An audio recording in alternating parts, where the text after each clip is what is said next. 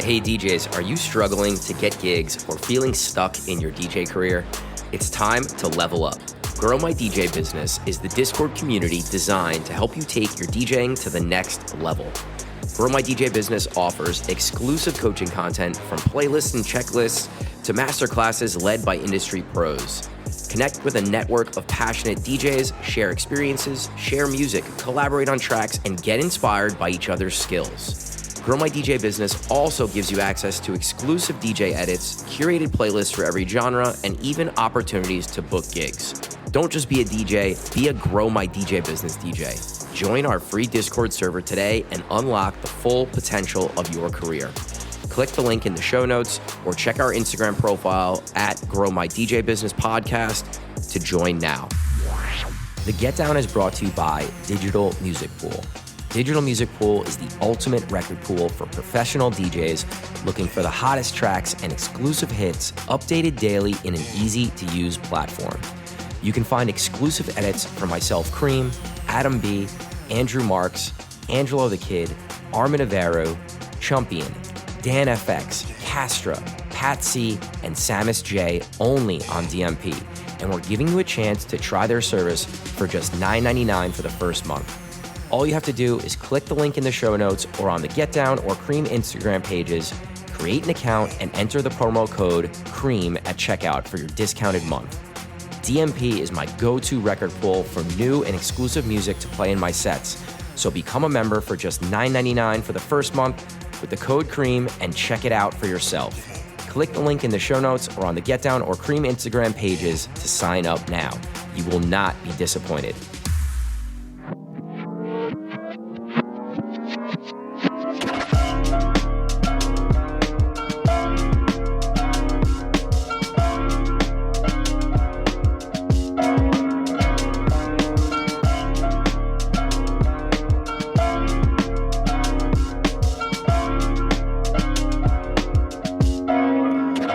What's up, guys? Welcome to the 151st episode of the Grow My DJ Business podcast. My name is Cream. Gary W. here. You almost This threw me episode off brought to you by Grow My DJ Business Discord, as well as Digital Music Pool. Threw me off in the beginning. I'm not used to it yet. What, the name change? Yeah. I mean, it threw me off too. All right, Gar, how are you, man? You were up here this weekend. Your first time DJing in like what, 5-6 weeks or something? 2 months. 2 months. Two full months. What was that like? March 17th till what was it? May 19th, May 20th, whatever Thursday was. It was a long break. I learned that my body doesn't bounce back as quick when taking that kind of time off. And then also being super healthy while I've been home for 2 months. And then going into like one meal a day, drinking a lot of it makes you realize how unhealthy we all are and how hard it is on our systems and bodies. My system's still not recovered. I mean, I'm still like, it's not used to eating 3 meals a day and getting regular sleep. And I felt sick for 2 days. So I'm just kind of bouncing back now, which is good. It took me a long time to get rehydrated. Because you know what, being 2 months out, like you see people, and what do we do in our industry when we see people? Yeah. What's the first thing? That's the first thing somebody says. Wow, haven't seen you in a while. Like, let's do a shot. All right, fine. Because it's just the most like communal thing that you do in our industry. For whatever reason, that's like the handshake.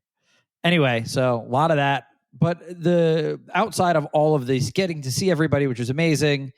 Getting back on the horse of DJing was easier than I expected. The one thing about our industry and about a lot of the places that we play, not a lot changes in our market, I should say, not a lot changes musically in short periods of time. Right? There are like in a 2 month period, there might be 4 to 6 records that you have to play. Right? It's definitely less so now than ever before, for sure. And just like our market isn't really used to, or isn't really, they don't accept change all that much in their DJ sets and what they're going to react to. And what you could start the night off and what you can end the night off with can be a little different. But the meat of the important parts of your night, you're not going to ruin it with a track. Like if you're going to sprinkle in a new track or try something new, right? Like it's not going to, I'm not recreating a whole DJ set in 2 months. It's not happening that way. Right. I did learn about that new Nina Sky sampled track. Now I can't think of it. And I played it in every set. And got the biggest reaction in all of my sets. What track? I have to look it up now. Give me one second. What sample? It's the Move Your Body sample. After Hours. The Kalani track. Kalani After Hours. Why? I haven't played that once. It goes off? Yeah. I played it. So my rooftop set, both my later night sets on Saturday and Sunday, and especially my Ashford set on Friday. I feel like that was my biggest record. That sample, you can literally put anything over and it's going to go off. It was great. Like it was great because I forget about playing that track sometimes, and it's a great track to play, the original. And it like transitioned me into getting into if I wanted to do a reggae set or like if I wanted to do, anything like that. So anyway, getting back in, and then also having the Rangers and the Knicks playing while I was up there at home, I think both times. Yeah, it was great. It's been a great New York sports run here. I know the Knicks just lost, but I was super happy to get to be around the atmosphere while it was happening. It was the tail end, and Game 6 of the Rangers was Thursday, and that was super exciting with Kreider's hat trick in the third. And then the Knicks unfortunately lost the next night, took the wind out of the sails a little bit on Friday night, but we wound up having a very, very good Friday night anyway. In the Ashford, all over the place. The crowd was really good. They were into it. It was nice. We had a really nice weekend, not just weather-wise. It was just a nice weekend. Great turnout to all my gigs. Great turnout. Yeah, we sent a message to our team after this weekend, like, hey, guys, like this was the first weekend it's felt like good in a while, and it was nice. We had good weather.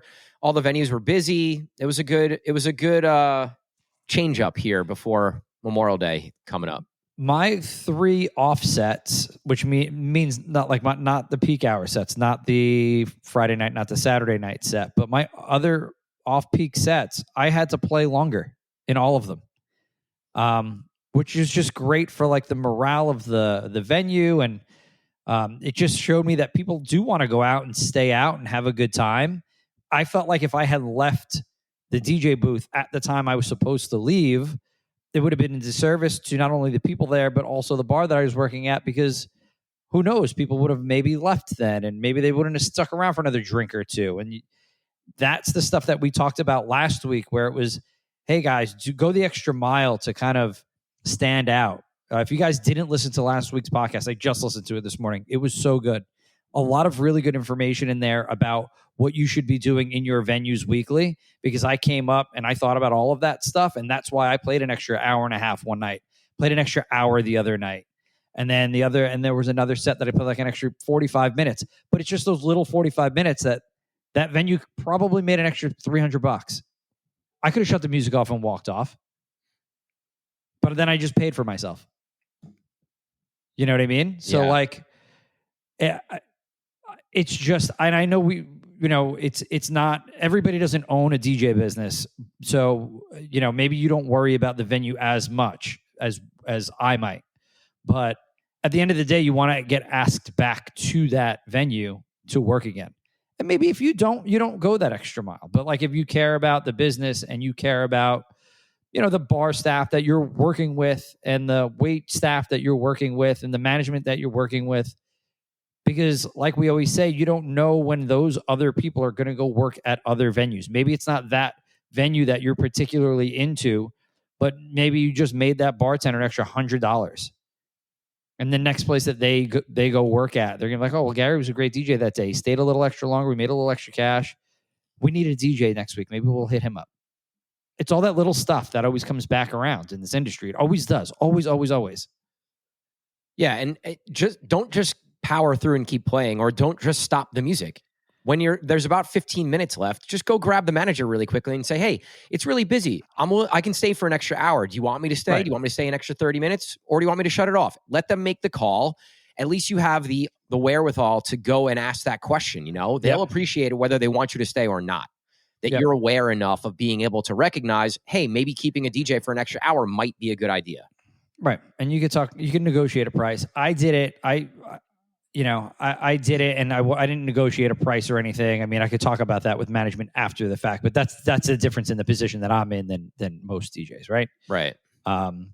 So anyway, great weekend. Really great to see that the industry is alive, and it was good up there. It was really after solid. all of our doom and gloom.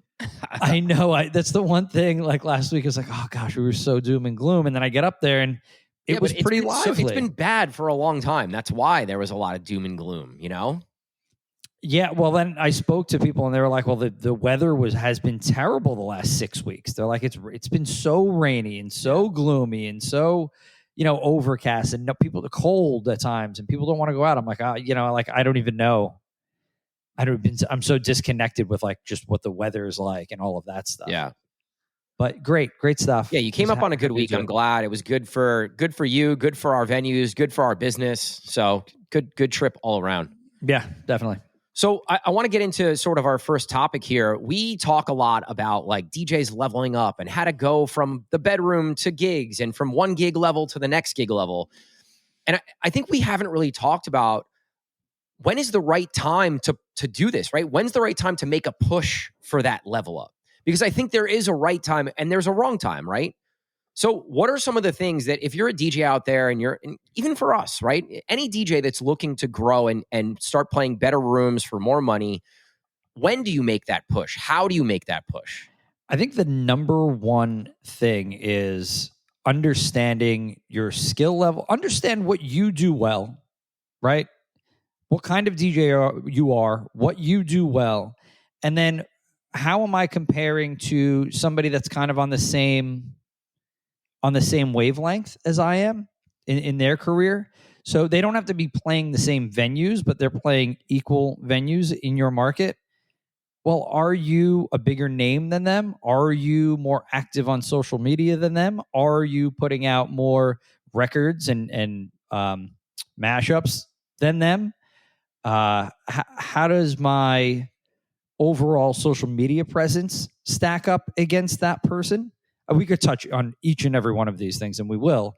But I think understanding the barometer of where you stand to people that are your peers, that are equal to you, if you're doing everything better than those equals are doing, well, it's time to ask for more. It's time to go for that next level and that next place. Now, like, I'm going to give myself for example. So like if I came up there and I'm like, I had a great weekend this weekend. I had 1,000 people at the Ashford on Friday. I had X amount of people and I'm doing a great job. It's like, I think I should go play Marquee next week. It's like, yeah, no, that's not how it works. I don't do any, my social media presence sucks. My marketability sucks. Like I don't put out mixes. Like, why would I deserve to go play at that next level up place? You know what I mean? If I'm not A+ at all of those things, well, I don't deserve to step out of where I'm at currently. And that's me personally, just knowing you have to self-assess and know exactly where you stand within all of these important parts of being a professional DJ. Yeah, I mean, you said a lot there, so I don't know where to pick up, but I think I would say the first point of where you can start thinking about, all right, I can start making a push to the next level would be, are bigger and better venues knocking on your door to book you, right? Like if you're playing the mid-level spots and some of the high-level spots in your market are saying, yo, Gary or Kareem, we want to book you. And you start booking that next level, use that as an opportunity to now reposition yourself, right? How about before that, really quick? Let's go back to that. But I think really quick, are the venues that you're playing at right now, do they need you in their venue? Because there are people that want to level up that I've spoken to that they want to start to make that next step. But the places that they're playing at, they're not banging down the door for that DJ. Right? Like Right. you have to be wanted and needed to a point where the place wants to give you more money than their regular DJs. Right. Hey, what is it going to cost for me to have Cream in X venue next week? Because I don't care what it's going to cost. I need him here because because when he's here, we make more money. So I'm willing to give more money. If somebody's not willing to give you more money off Jump Street that you regularly play at, then you're just kind of like every other DJ in the place then. Right. That's kind of like a good starting point. Not the money portion of it, but like, are you needed? Part of it is creating a local fan base, right? Do you have people that are coming to your venues or to your gigs? Are they bouncing around the city that you're playing in, coming to where you are? Are they buying tables? Does the staff know that when you're there, you bring people out? That's like step one, right? Then, of course, you're a good DJ. You play the right music. You know how to work the crowd. You make more money, like you said, on the given nights that you're playing there. Like that's how you start to create that buzz. And that one venue is going to say, well, we need Cream here more because people are calling and asking who's DJing. And when they say Cream, they say, we're coming. That used to happen. Like, who's your DJ? It's Cream. Oh, all right. We're going to book a table tonight then. It happened with one of our DJs recently that a place called and people have called that place and requested them. So, yeah. So that's the kind of feedback and what needs to be happening during your gigs in your market in order for you to start taking this step.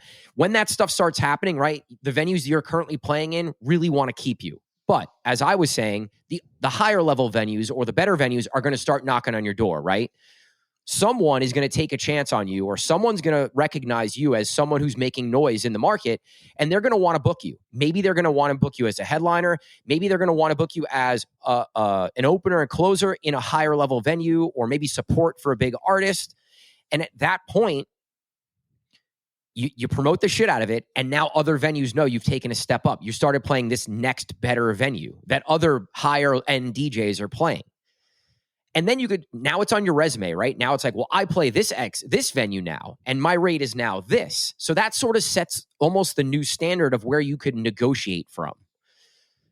Or where you could actively go out and say, well, I'm now starting to DJ, or I'm now a resident at this high level place. I want to play at your place, which is on that same level, And that's how you break out of a particular level of market or level of venue that you're currently playing. It's a momentum thing, right? And once the ball starts rolling, you have to take advantage, right? Maybe you have people coming out, you're getting good feedback, you're making music and putting mixes out, you're active on social, and then the big venue calls, right? And now it's like, hey, what other venues can I reach out to and try to capitalize on this momentum that I have? It takes a lot. It takes a lot of patience, It takes a lot of patience to get to that point. It takes a lot of work. You have to... All of this is based on the work that you're putting in, Like if you're just going to DJ your DJ gigs and that's it, you're never going to grow. Right. Like the amount of work that I used to put in and still put in just in a different way, but the amount of work that I watched Angelo the Kid put in for 5 years or 4 years or however long it was until he started booking headliner gigs. Like you guys, people don't see how much it takes. It takes making music every day, networking every day, focusing on all the stuff that's important to growing your business. And if you're not doing it every day, don't expect to grow. Yeah. Don't expect to get booked in the better venue. Yeah, it's the DJing portion of it is actually the hardest part. It is growing within the DJ community is probably the hardest part. And then once you start getting a little recognition and then you really have to make sure you're doing all of that other stuff. The outside of the DJ booth stuff, the production, you have to be marketing. A good DJ no matter what. That's the only way you're going to get booked and continue to get booked. And you can improve your skills. Right.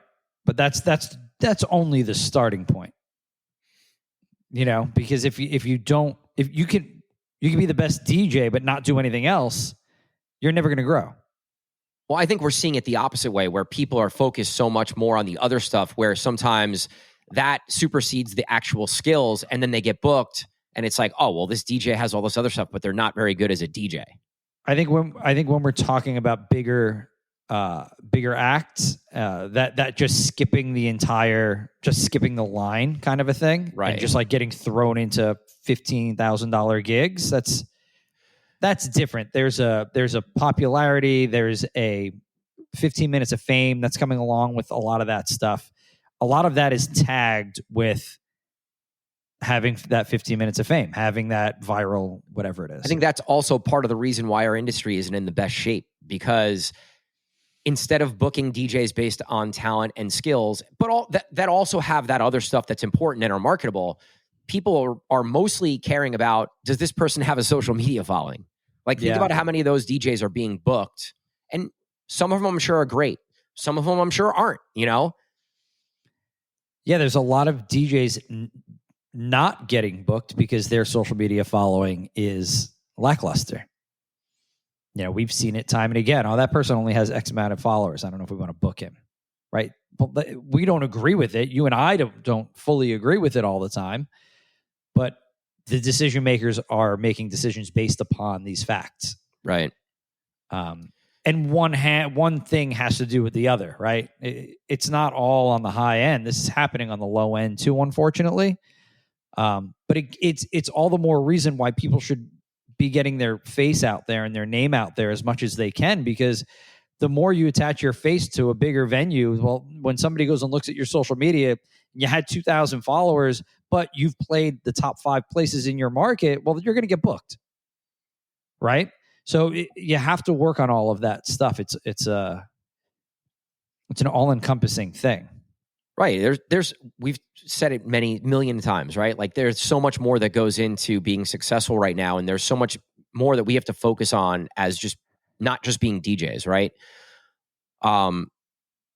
We can go down that path every podcast, right? Like, we can talk about that stuff every time. So I want to circle it back and talk a little bit more about some of the other things that you can use as, all right, it might be time for me to like really make this push to go level up.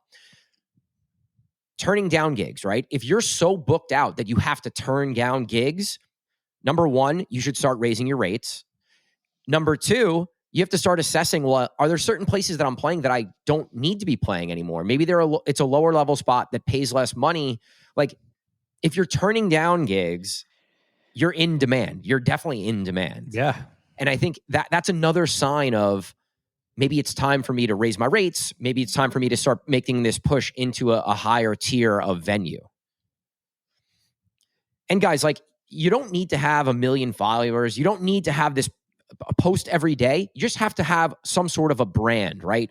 Whether it's colors, whether it's the way you present yourself. Like, it just has to look nice and neat and like professional. You just have to be professional. There's so many ways to do it for free even these days, where years ago it cost money to look professional because you had to pay a professional. Yeah. I mean, it's a good investment still. If you can't afford it every week, it's a good investment once a month, right?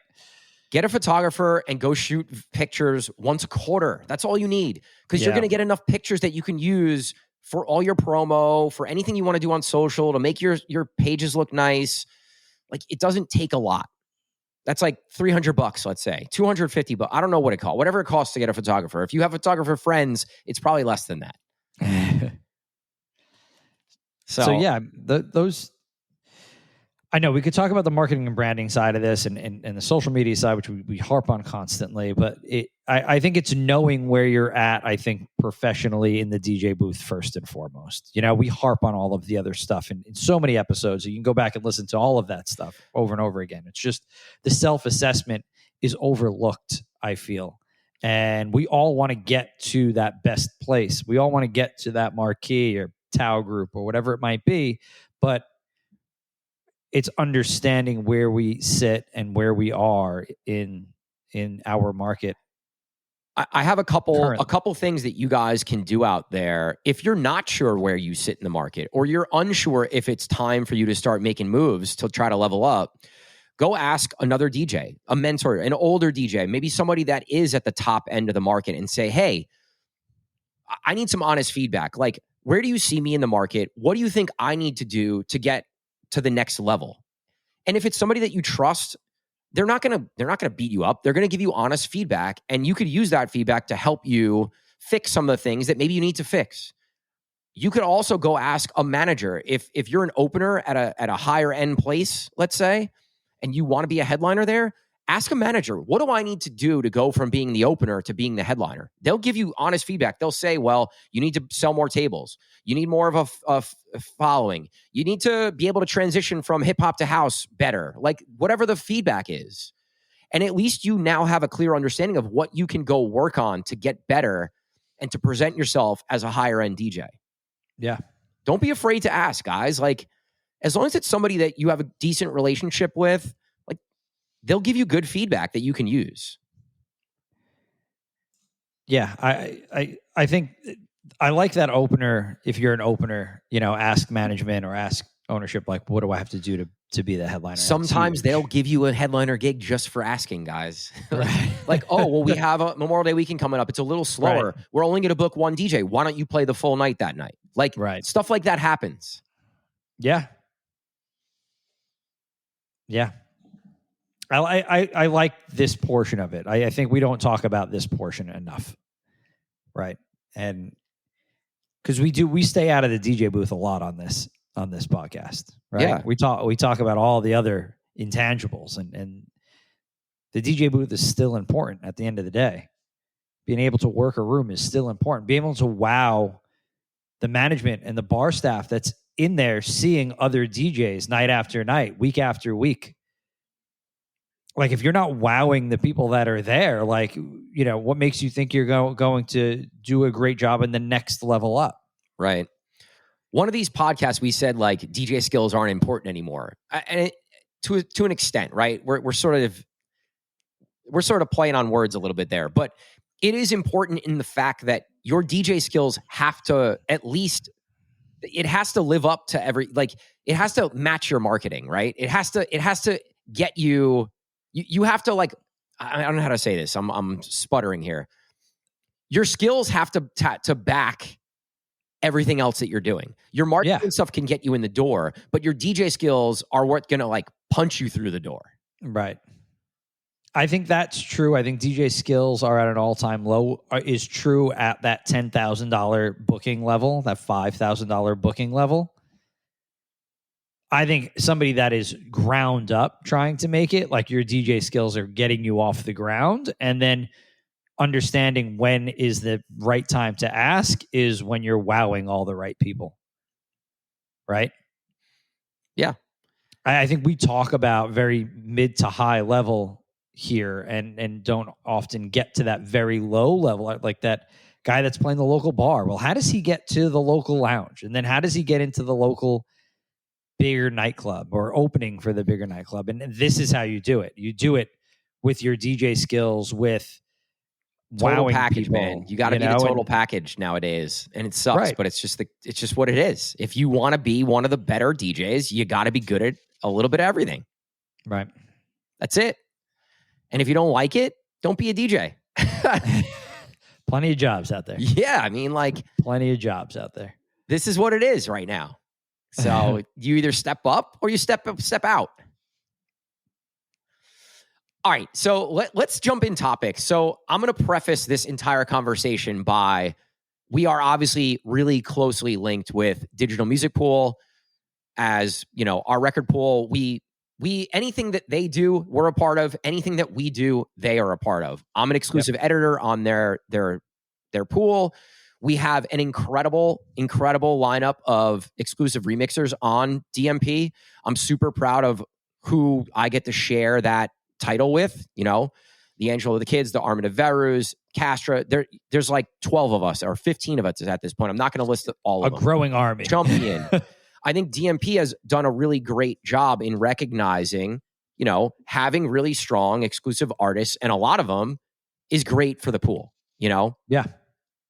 So what I really want to talk about is sort of the state of record pools and what is happening right now at BPM Supreme, because they've sort of made a little bit of a wave here in in the market by scooping up a bunch of the really high-end editors and mashup artists that were on other pools. So BPM Supreme picked up Revis and Beatbreaker and Alex Dynamics, who were all exclusive on other pools, right?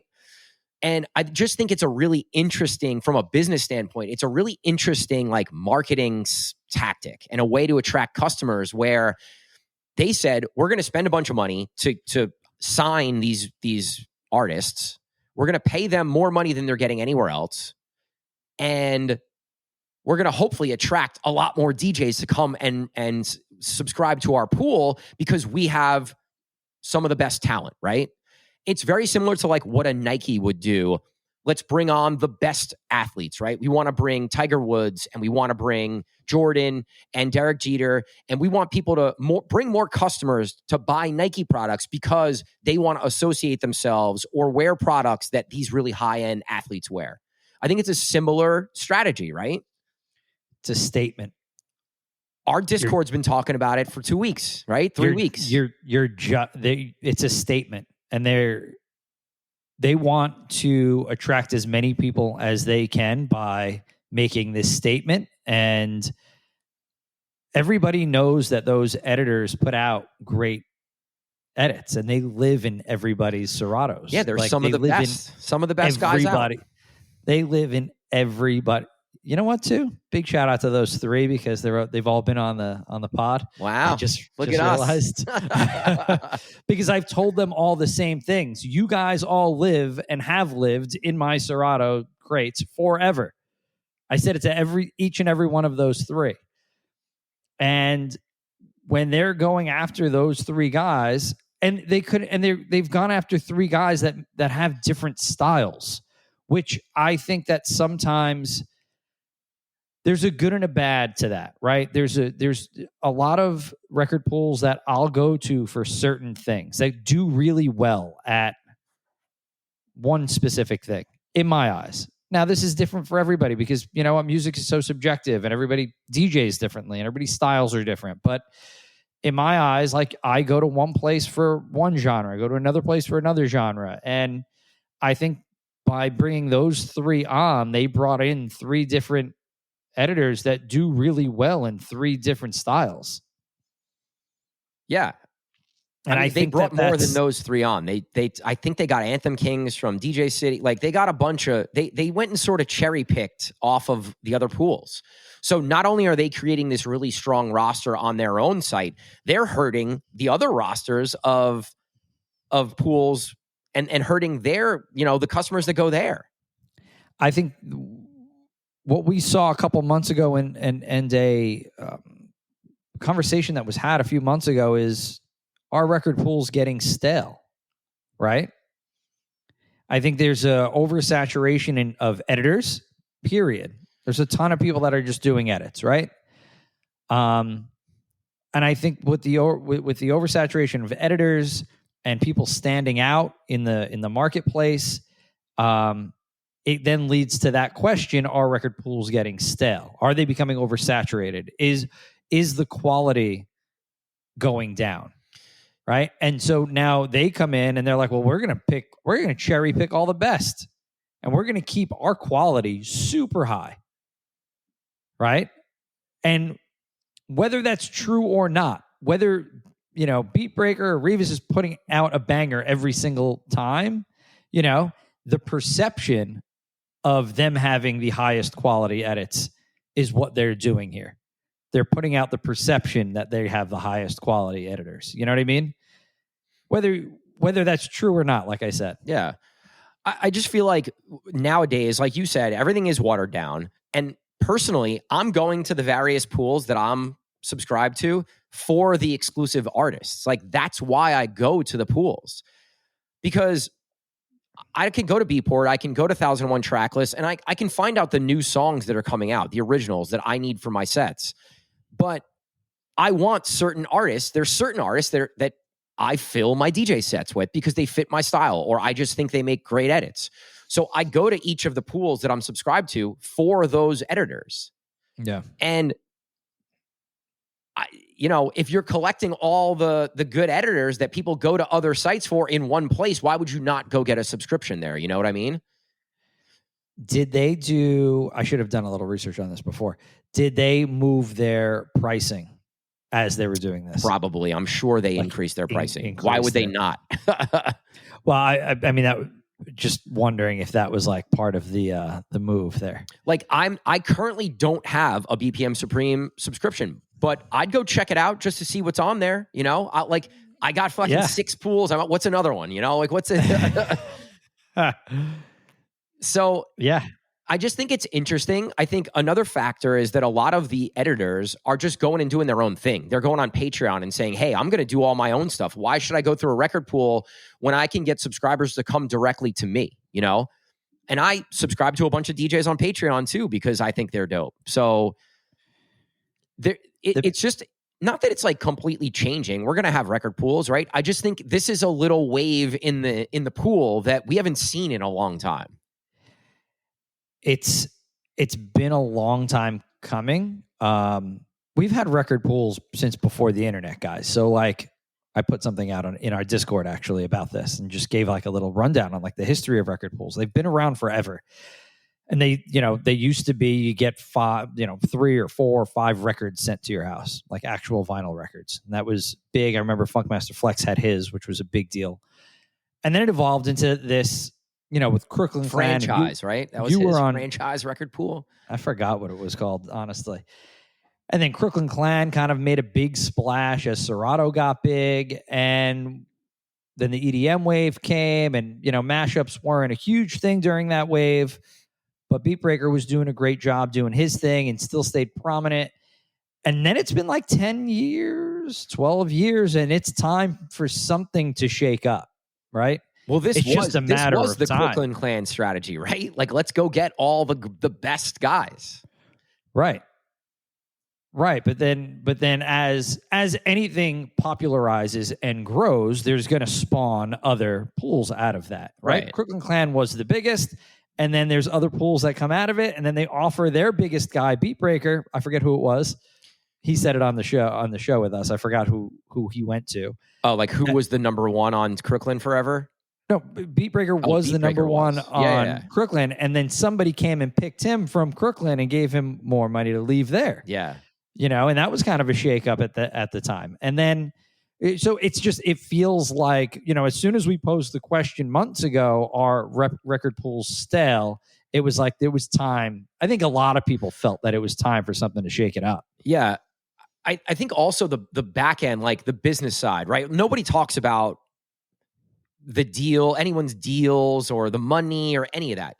Like some pools, they don't pay anyone anything. Some pools will pay you to put out X amount of edits per week. Some pools will pay you per week. Some pools will say, hey, we're going to give you this flat rate and I need you to do this many edits for the month. So there's a number of ways to do it. But I think this is probably a good thing for editors, the high-end editors right now, Definitely. It's like the live golf thing. Like, hey, we're gonna come buy you out, and then depending on your performance, we'll pay you.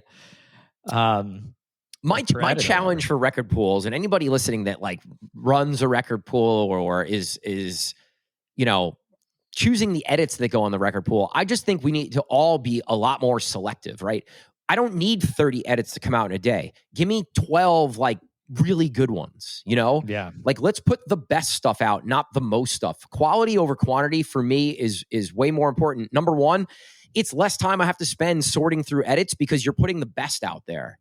And I don't know. I just find that especially lately, like it's just been not that interesting to me as far as what's been out there. And I'm trying to do better with my edits and be more consistent and put out higher quality edits too, just to like help the cause kind of thing. It's tough because people have their formulas and they slap their music together quickly. And, I think it's okay for editors to, have your formula and slap a couple things together and put it out when you want to just like, do something for your set. But like, I don't know. I wouldn't mind hearing some edits that I'm like, wow, like That was like more intricate. There's more like fills in it. There's more complexity. There's more depth. And I know that's not what an edit is for. That's what making an original is for. Well, Ferrari's going to yell at us because he's been yelling at everybody that it's a mashup, not an edit. So, oh God, okay. I mean, I call mine edits too, so he'll yell at me too. He's gonna go on his Discord tonight, but just kill us. And but so yeah, I want to see a little more depth in mashups. I really do, because you can hear it. You can hear when something's lazy, and you can hear when there was some time put into it, and it took more than 30 minutes. Yeah. And just like, you don't have to slap 5 tracks together. That's not what I'm talking about. That used to be a thing, but like really take 2 tracks and pick them apart, and, and throw a couple of fills and sounds and whatnot into it, and make it sound a little more complete. Yeah, I think it's just getting a little creative, right? I mean, there's been plenty of edits where I've just taken a vocal and put it over an instrumental, and it sounds good, and I play it and it works. There's also been plenty of edits that I've like fully produced out a track, and I'm like, this might as well be a remix. Like, I should just create a new drop and just make it a remix instead of putting it out as a mashup, because I put in 4 hours on this thing. Right. So it varies. I mean, some of my best edits I ever made were very simple, and then some of them were not. So you never really know. If a good is good, whether it's super intricate or not. Yeah, but I think picking some of the stuff, you're right. It needs to be a little more selective. But just having more of a mind state of, like, I want to make this cool and interesting and different, and it's not just another Black Eyed Peas vocal over an instrumental kind of thing. Yeah. I think that it's sort of a state of where we are in nightlife, right? It's like the same vocals and the same. Well, what did I just say? I could take 2 months off and come back and be completely comfortable. Right. It's just what people want to hear, what people want to hear. I challenge the editors, instead of creating edits of what you think people are going to like, what do you like? Make something that you like. And if you're making something that you like, you're going to spend more time on it. You're going to be more proud of it. You're probably going to play it more often in your own sets. And if you're making edits and not playing your own stuff, like, what's the point? I yell at I'm like, fuck, that was a great edit. I played it once, ever. Like, what are we doing here? Yeah. Make stuff for your sets. Like, what track do you love that doesn't have an edit that fits into your sets, and make that edit? What vocal do you love that's 100 BPM hip hop record that you could turn into 128 or whatever? You could turn into a speed house record, or you can turn into a trap song, or whatever you like. Make stuff you like, and the finished product will be better. Not what is the shitty customer on the dance floor like. Fuck them. They suck. That's why I'll never make music, because I'll never play it ever, anywhere. What do you mean? We used to make stuff all the time. We would play a lot of our own stuff. No? You played a bunch of our stuff. Yeah. Well, yes. When we were coming up and, trying to make records and play bigger rooms. Absolutely. Yeah. Right? Like, going back to our last conversation, like when I was like actually trying to DJ and actually try to become a bigger DJ, yeah, that was important. That stuff was very important. And we made great, great, great edits. Those edits were very complex, and that's why I said that a couple minutes ago. Yeah, they were.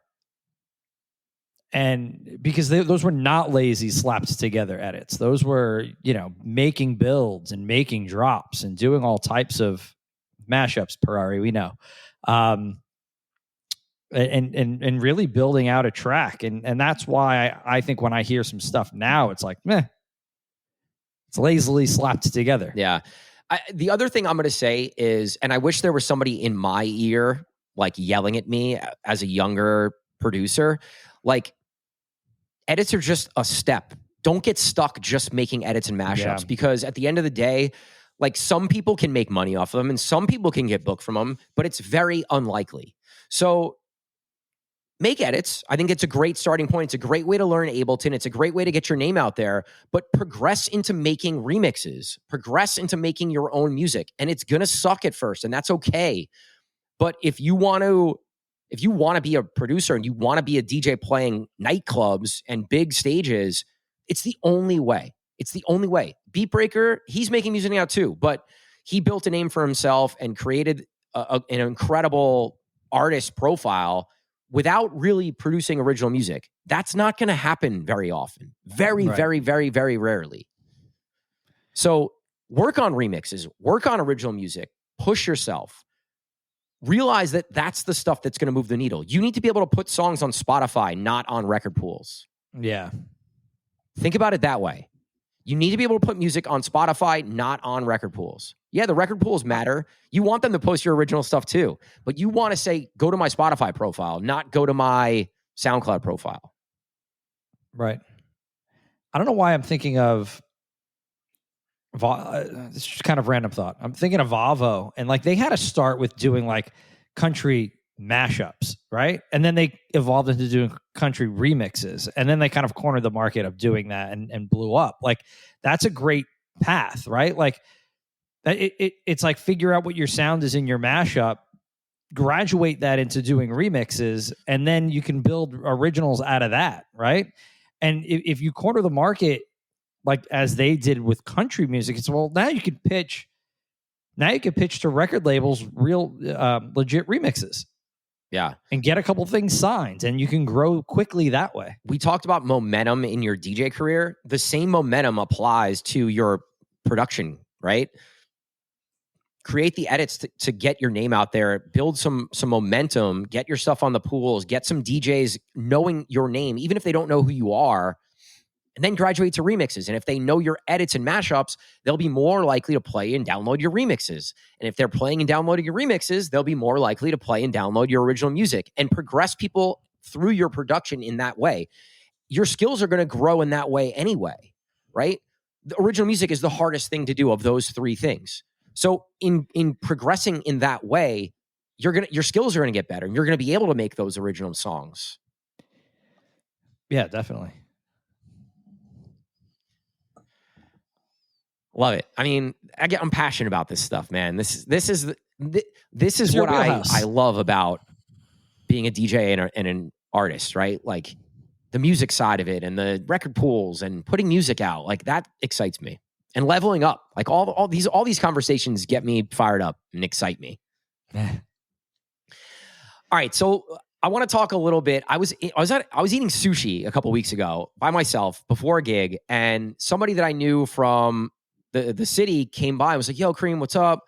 And we were just like bullshitting. And they were like, man, remember your Tally Ho Thursday party? That was like the best party that I can remember. I used to come every week. It was so much fun. Like there are no parties like that. That was like a magic party for me, right? I created this thing where I was playing the music that I wanted to play. And I created fans from that party that would come see me other places. And it transformed. It was like this shitty Thursday night that turned into this like line around the block at 10 o'clock thing. And in the moment, I didn't realize how like special that was. And that might be like a once or twice in your career type of thing that you create. Like, did you ever have a magic moment or a magic party like that, or something that you were a part of that was like, damn, in the moment, I didn't realize how great this was? I think this was a short stint for all of us. Rick Wonder included was in this. I don't know if you remember that. And we had a stint at Troy in the meatpacking district, and they had a sister venue that they shared a kitchen with. It was owned by the same people. Rick would play one side one night, I would play the other side. You would play one side, I would play the other side, whatever it was. I think this went on for 6 months to a year-ish. It was pretty short stint. That Friday night and Saturday night those were some special nights in those places because it was, first of all, it was in a basement. I just love a basement venue. Everybody's on top of each other. It's close. The DJ booth is essentially in the crowd. Right. There's no stage or anything. You're in the crowd. No stage. You're in the crowd. It's all level. And same, the place next door with the turntables had a little step up. So you were kind of above it. It was more of a bottle service. They were both bottle service venues, but like because of the setup of the room, the crowd was on top of you and they hung on every last note that you were playing. And it was just an incredible, like I said, sweaty. It was an experience. The whole thing, it smelled some nights, and it was just like, obviously the booze is flowing, the music's good. You're playing on vinyl some nights you're not, depending on how you felt. Yeah. And there was a rotation of great DJs in those places that are still DJing now. And I guess some of that comes with, I grew up, I made my chops in basements, whether it be a frat house basement, whether it be my basement where I threw my parties when I was in high school. So I have a special place in my heart for that type of setup of having the DJ booth in the crowd. This is pre boiler room, guys. This is way before that was cool. I think those are some really fun and special moments in the Meatpacking District, at a point that the Meatpacking District was kind of, I don't want to say on its way out, but it was declining for sure. I remember one night I was off and with a bunch of my friends, and we came to Troy while you were DJing, and it was like sausage fest, like not sausage fest with a lot of guys, like sardines in there.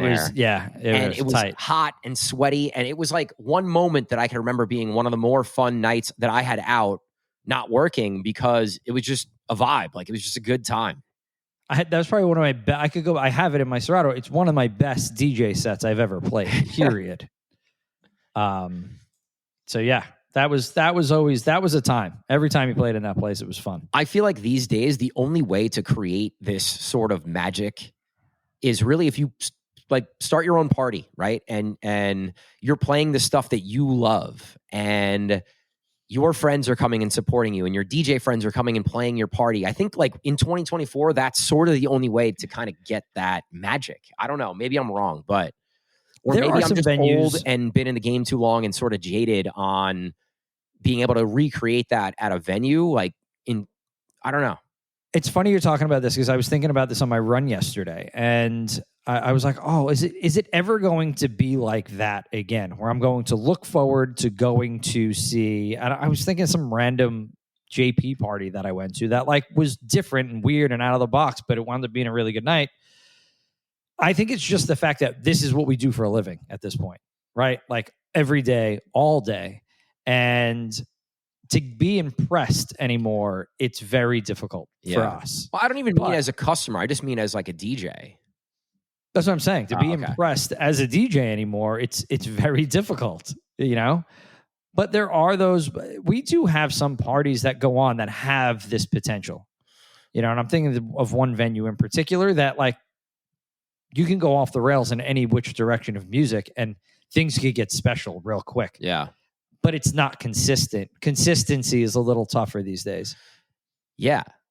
I'm talking like every time you're there. And I guess, I think also some of that magic had to be because I was there every week, right? It wasn't, it was a weekly residency, and it was an off night on a Thursday where like a lot of DJs were coming out. So not only were you DJing for people that came, your regulars, like your fans that came out every week, you're also like putting on a show for DJs that get to see this cool party you created and like come and be a part of it. Sometimes like throw out a little mini set.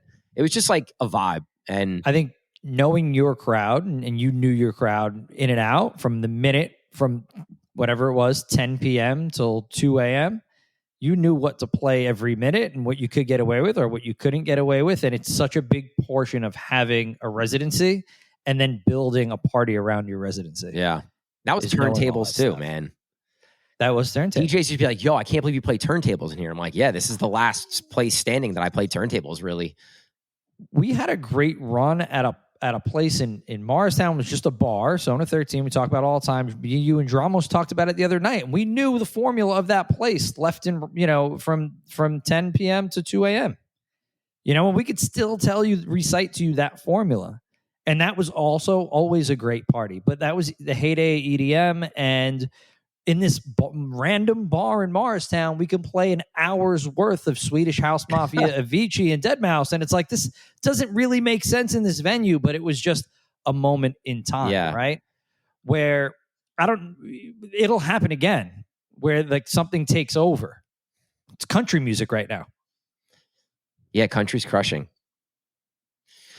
I think part of those magic moments, it seems like the staff and the venue and the managers and the owners were also all in on those venues, you know? Like it sort of felt like you were going to hang out with your friends in those places, right? Like Troy, we were really close friends with the GM and the booker, and we started to get to know some of the bartenders. At Tally Ho, like I went to one of the bartenders' weddings. Like, Yeah. so it was like a family vibe, and I think they were excited to be there. They were making money. I was excited to be there. The owner was excited because they were making money as a business. So like, it's like those perfect storms that are just really hard to recreate, especially right now.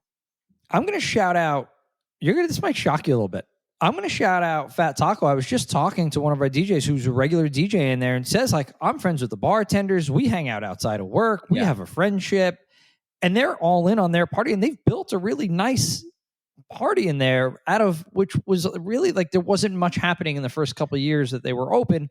And now they're establishing a line around the block, and they, and the DJs, you're doing a great job of putting having regular DJs in there, which helps build something special, whether they get to that next level, that's those people that are involved only kind of know, what I mean? Like, well, they're getting a sound upgrade over there, so that we've been trying to get some new sound in there for 8 months probably, and like that's gonna, I think, drastically help the situation as far as progressing that party forward. So shout out to those guys that are building that little community in there, because I think that's what it's gonna take, and it's those small rooms are just so fun to do it in. Yeah. All right, cool. I think this is a good place to wrap. I want to invite everybody listening to our Discord. So it's the Grow My DJ Business Discord. We're creating a little community over there of people that listen to this podcast, people that come to our shows, anybody that's really kind of consuming any of our content. We're creating this really cool community and sharing music and putting up some coaching videos. There's a lot of cool stuff going on over there. I think it's a great way to sort of get involved with anything that we do. We promote a lot of our music and parties and anything cool that we're doing there. We have a course going up in there, and we're posting videos and exclusive cream edits and all kinds of cool stuff. So if you want to join the Discord, we will put the link to join in the show notes. You can find that link also on any of our socials, Get Down DJ Group, or the Grow My DJ Business podcast. And we just appreciate you guys for listening. Thanks for hanging out with us today. All right, guys. Talk to you guys soon. Thanks for listening to this episode. Peace. Peace. Thanks for listening to the Get Down podcast. If you enjoy our show and find the topics entertaining or helpful in any way, we would greatly appreciate if you could subscribe, rate, and review our podcast wherever you listen to it. We want to help more DJs, and subscribing, rating, and reviewing the show is the best way for us to do that. We appreciate all the love so far. Thanks for listening, guys.